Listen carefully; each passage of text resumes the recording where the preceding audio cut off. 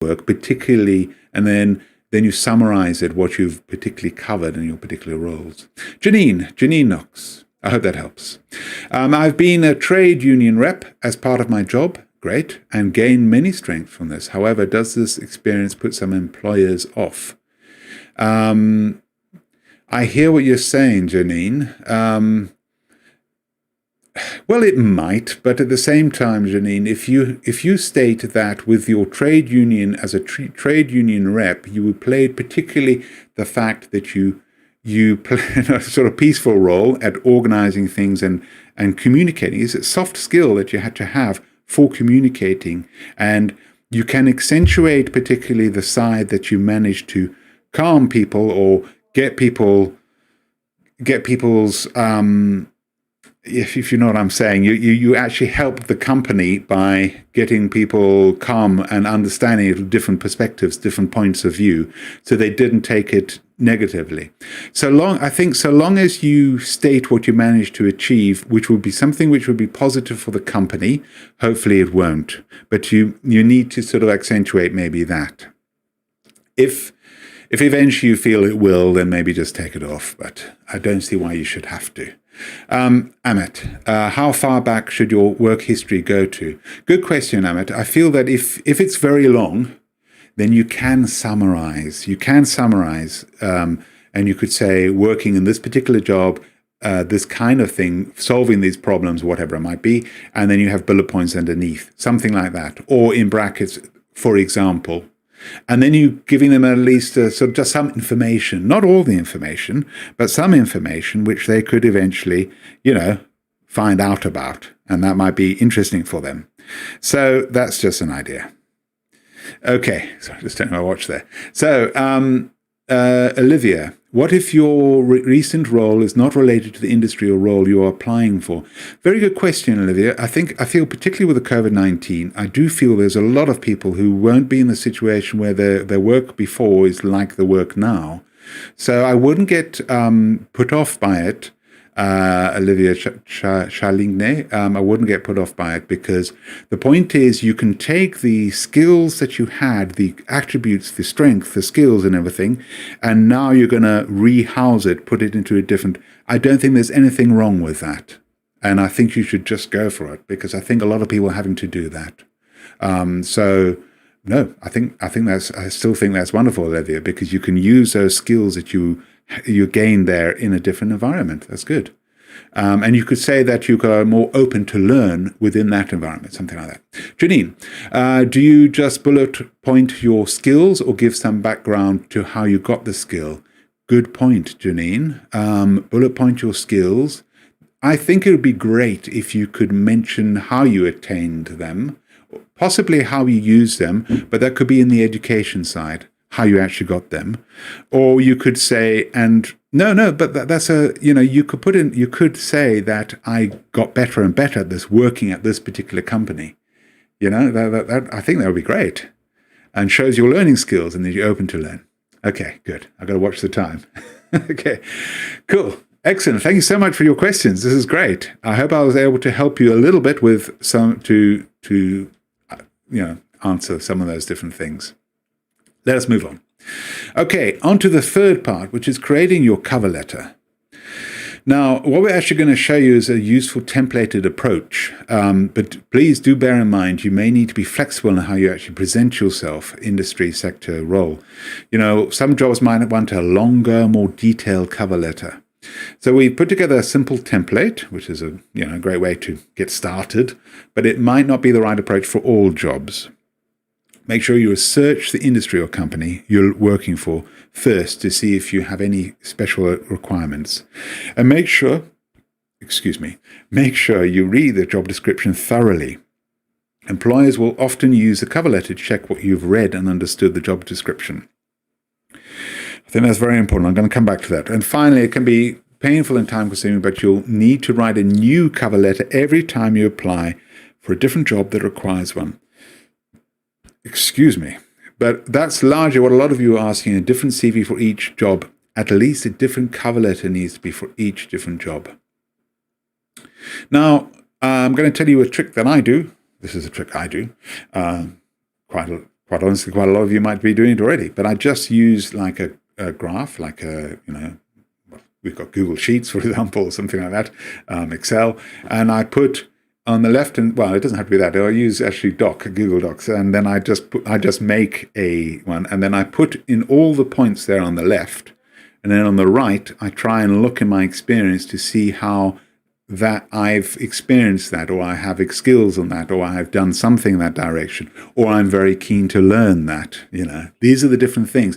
And then I actually take that and I then use that and create a cover letter. And of course, also having done research into the company and what their particular needs, and to try to add on even further to what I will be able to do, particularly for that company, just as an idea further to what we're covering here. Okay. So, really, a cover letter is really a way to show off a little more of your personality outside of your CV. Okay. It really explains how this supports your CV and better explains who you are, your chance to really sell yourself. It can be attached in an email or be mailed out with your CV. All right, so now 40% of recruiters say that they look for a cover letter on applications, and 45% of recruiters say that lack of a cover letter will result in a rejected CV. So cover letters are so important. Please do a cover letter. And the great thing about it is when you do a cover letter, you actually learn more and more about the job that you're applying for. And don't forget, if there's a job that you're applying for in a different company, but you've learned particularly the skills that they need, you can start applying it to the other one as well, which is really useful. So, okay, now, the building blocks for a great cover letter. This is particularly if you've got the blank page syndrome. They'll go on, just take a piece of paper and write. And they're like, but it's blank. You need a structure. You really do need a structure to actually build this whole thing up, okay?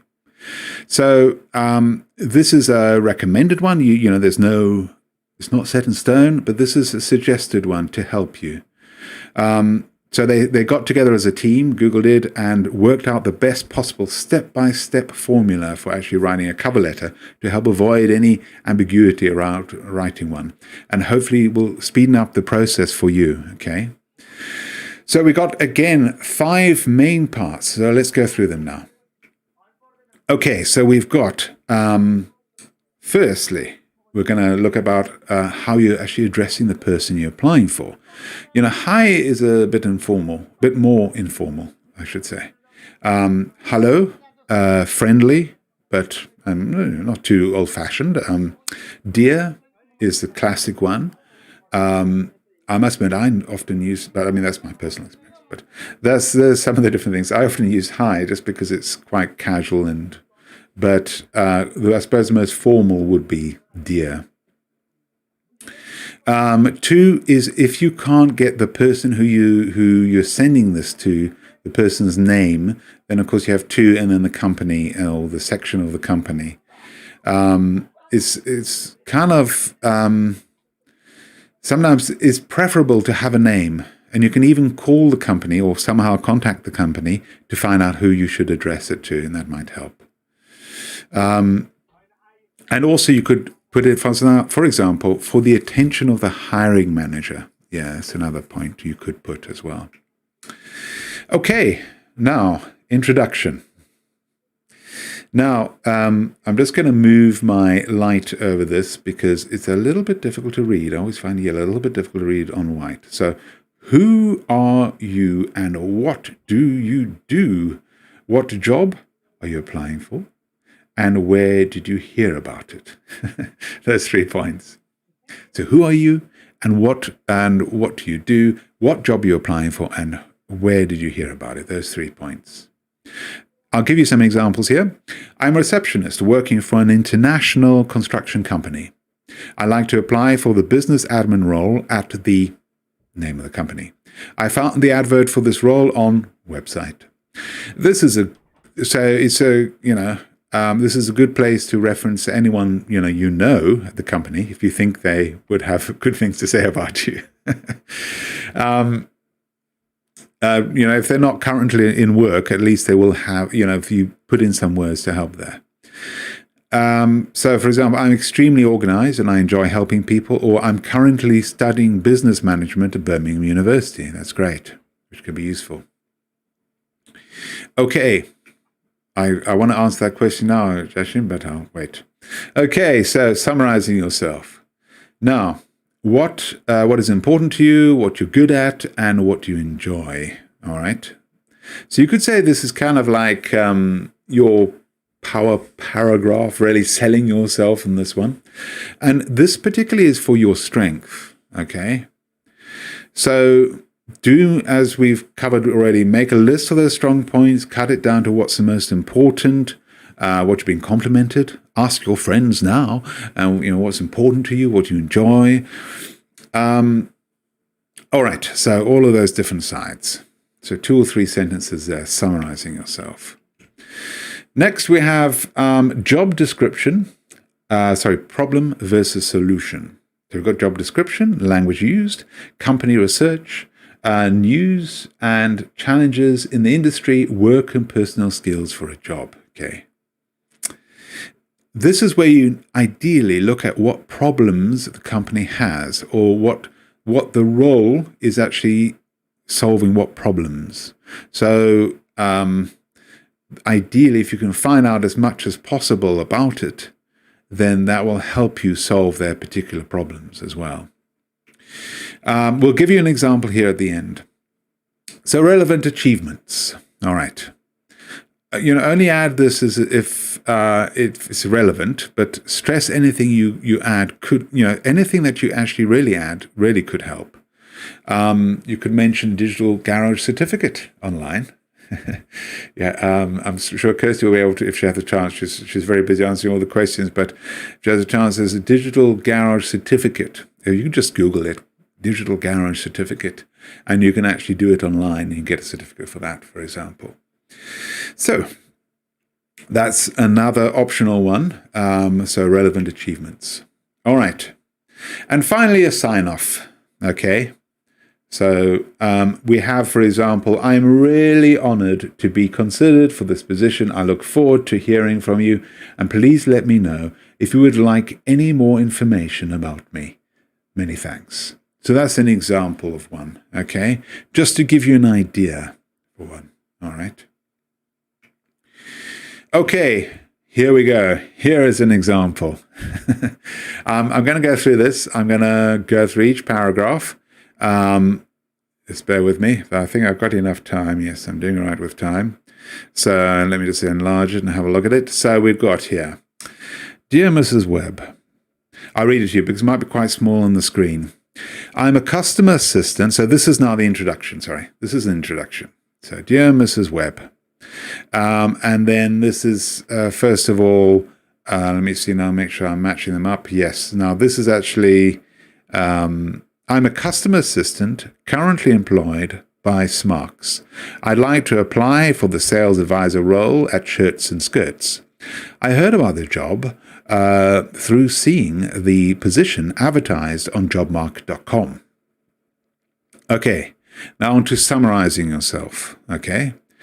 I would describe myself as a friendly, helpful, and patient team member and take pride in offering a great level of customer service. I've been praised for the warm manner in which I deal with customers. Okay, that's the sales pitch, as it were. Relevant achievements, okay?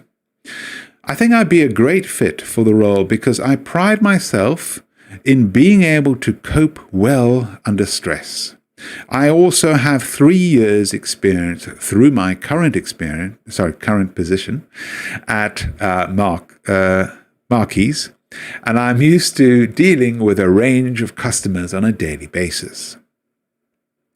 Okay, on to the sign-off. In my spare time, I enjoy volunteering at the local youth group in my village, where I help to organize activities for the group. Oh, golly, yes, I beg your pardon. These are all in the wrong order, aren't they? So the very first one we had there, Dear Mrs. Webb. I'm thinking this doesn't make sense. The very first one was actually, Hi, hello, dear. Do you see the blue one there at the bottom? That was actually, of course, the introduction. Hi, hello, dear. Then we've got the summarizing. And then, okay, let's have a look at this one. In my spare time, I enjoy volunteering at the local youth group in my village, where I help to organize activities for the group. I am also taking a short part-time course in counseling, as I love learning about the human mind and improving my listening skills. I am really honored, this is the final one, I am really honored to be considered for this position. I look forward to hearing from you, and please let me know if you would like any more information about me. Many thanks. Now, because I was so concentrated on reading everything out to you, and I was like, oh, the point is, these are, of course, all then jumbled around. Have a look. Hopefully you've taken down the 5 sections already and gone through all these different things. So decide where the different one goes. And here we go. I'm now going to move on to the correct place for them. So first of all, we've got hi, hello, dear. Dear Mrs. Webb. Introduction. I am a customer assistant currently employed by Smarks. Okay, just reading the first sentence here. Summarizing yourself, I would describe myself as a friendly, helpful, and patient team member, and take pride in offering a great level. Okay, that's summarizing yourself. Problem versus solution. I think I'd be a great fit for the role because I pride myself in being able to cope well under stress. So they need someone who can cope well under stress. So the person's managed to notice that. And then I also have 3 years experience through my current position at Marquis, and I'm used to dealing with a range of customers on a daily basis. So this is the kind of, they've worked out what the problem is, where they need to fill in that gap, and this is the solution. I am the solution, sort of thing. Relevant achievements. I enjoy volunteering, taking a short job, part-time course, all of these different relevant achievements. And sign off. I'm really honored to be considered for this position. I look forward to hearing from you, and please let me know if you would like any more information about me. Many thanks. Okay, so these are the different sections here put into practice. All right. The important thing, of course, when you're working with all these different things is that you really do go the extra mile. I mean, obviously, you've got to create a CV, which is very important. You've got to be keeping all these different things, important things, everything there. But just a couple of things to even prove it. And then, of course, there's also the cover letter. And particularly in the digital age, and especially with the COVID-19 and everything happening, you really need to stand out. And, of course, there's a lot of competition for the different jobs.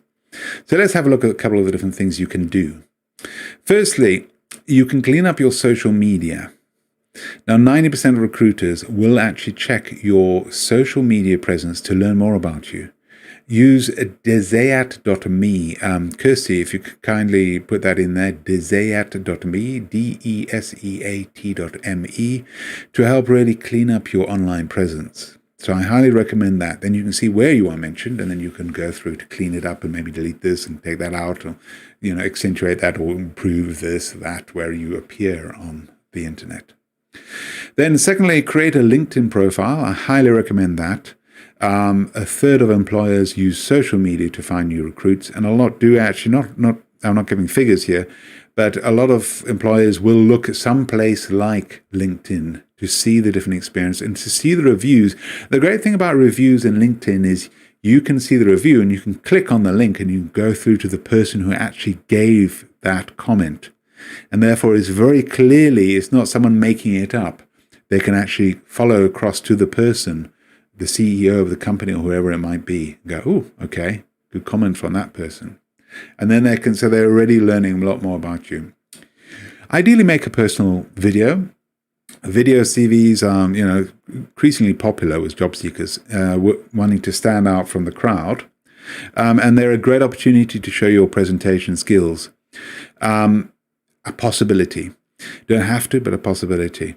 If you think about it, if you've got a website, you kind of look for image or video even better. So it's the same sort of thing.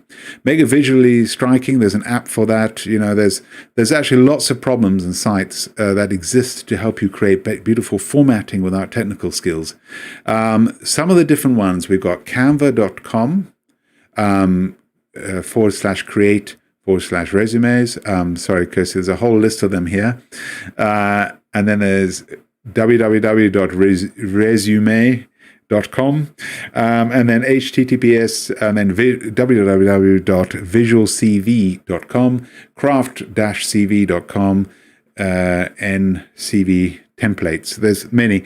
Kirsty, if you can provide them with that, that's a long list. And then kickresume.com /resume. So there's a lot of different places you can use to help you to get it even better, even tighter, even clearer. Okay, and the more experienced, even though it might be a real chore because you're hoping for the job, you're not getting the job, but the point is you're still learning the whole time to present yourself better the whole time.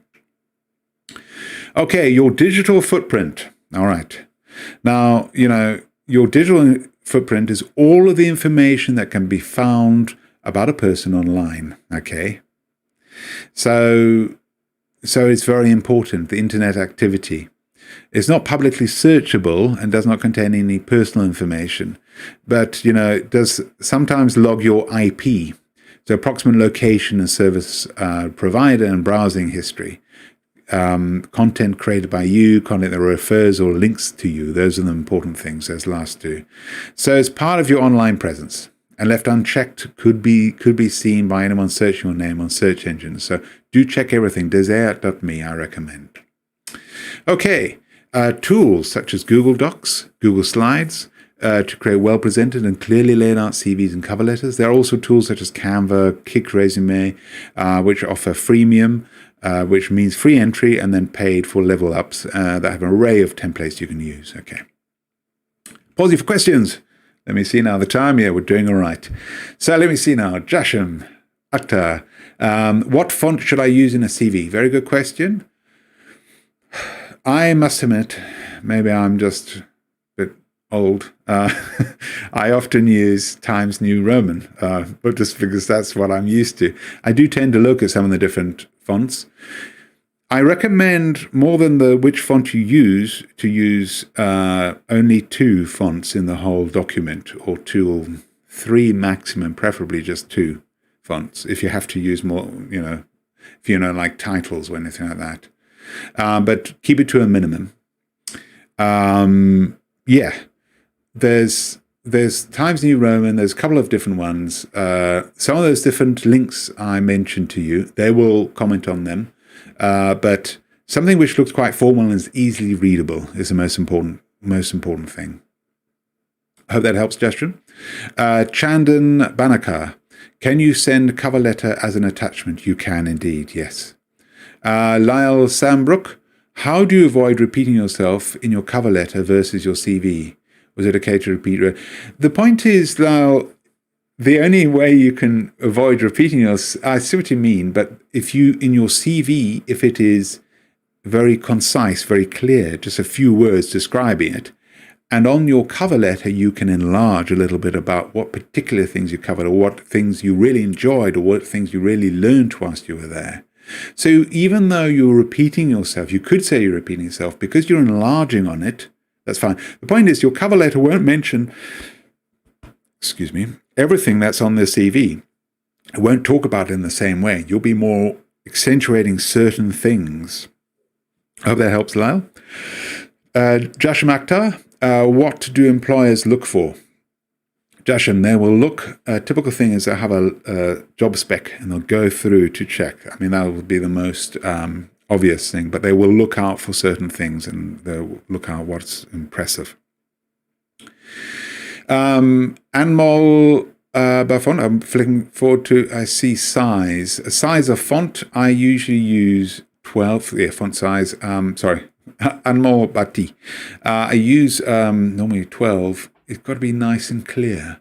12 to 14, I would say, but 12 I think is good. I know, funny enough, Google Docs always starts with font 11. I find that just a little bit too small, but okay, that's my only my opinion really. But Just hope that helps you, Anmol.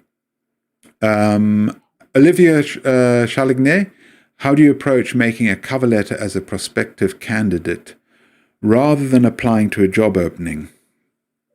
As a prospective candidate rather than applying to a job opening.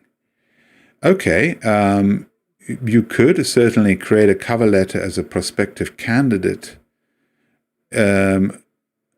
I see what you mean. So you could, are you saying, Olivia, I'm just not quite totally sure that I follow you on that one, but it's a cover letter as a prospective candidate.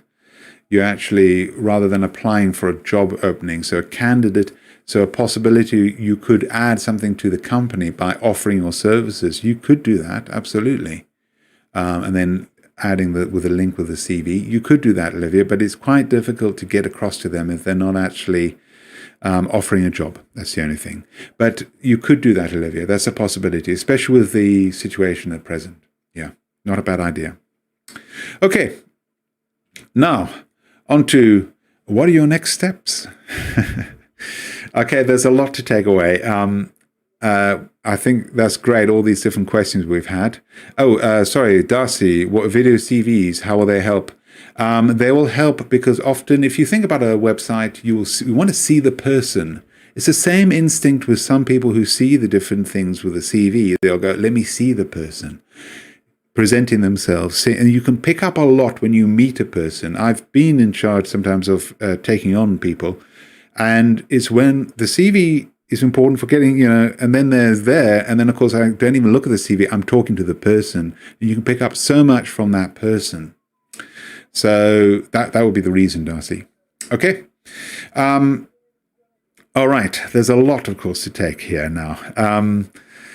There's a great opportunity for all these different things for the cover letter. There's different things with the structure. I've gone over a lot here today. But don't worry, you can watch this one again if you missed anything. And don't forget, there's templates all over the place where you can use, but we've tried to put it into a structure to really make it nice and clear for you so that you can understand this and put this all into operation, okay? Okay, I think we're getting towards the end, wrapping up everything. So I want to thank you, really. First of all, I want to thank you all for all your questions. Yeah, okay.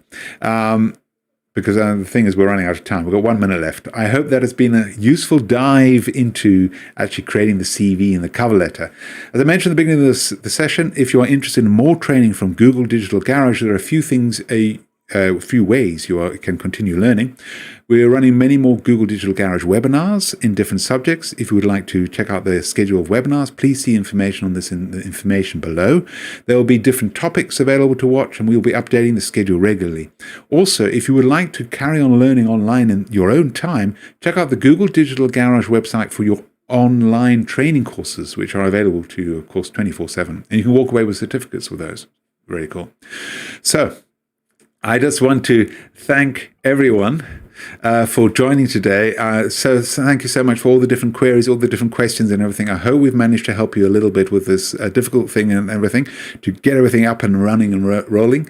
And we look forward to welcoming you again to another Google Digital Garage training session soon. Thank you very much.